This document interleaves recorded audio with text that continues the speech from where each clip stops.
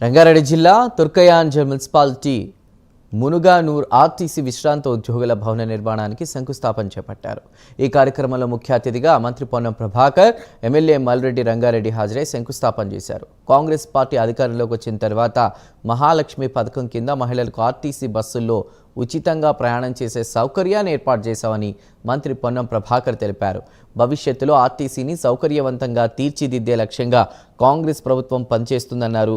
కాంగ్రెస్ అధికారంలోకి వచ్చిన తర్వాత నూతన బస్సులు కొనుగోలు చేయడం, నూతన నియామకాలు చేపట్టడం జరిగిందని మంత్రి తెలిపారు. ఇప్పటికే 191 కోట్ల మంది మహిళలు ఆర్టీసీ బస్సులో ఉచితంగా ప్రయాణం చేశారన్నారు.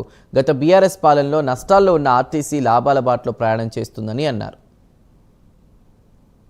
ప్రజాపాలన ప్రభుత్వం అధికారంలోకి వచ్చిన తర్వాత మహాలక్ష్మి కార్యక్రమాన్ని మహిళలకు ఉచితంగా ప్రయాణం చేసే కార్యక్రమాన్ని ప్రారంభించి రాష్ట్ర వ్యాప్తంగా వాళ్ళందరికీ ఒక సాధికారికత కల్పించే అవకాశం చేసినాం.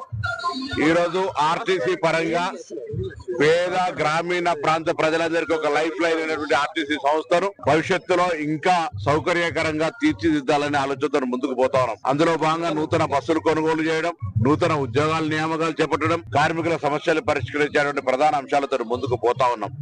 191 కోట్ల మంది మహిళలు ఇప్పటికే ఉచితంగా ప్రయాణం చేస్తారు.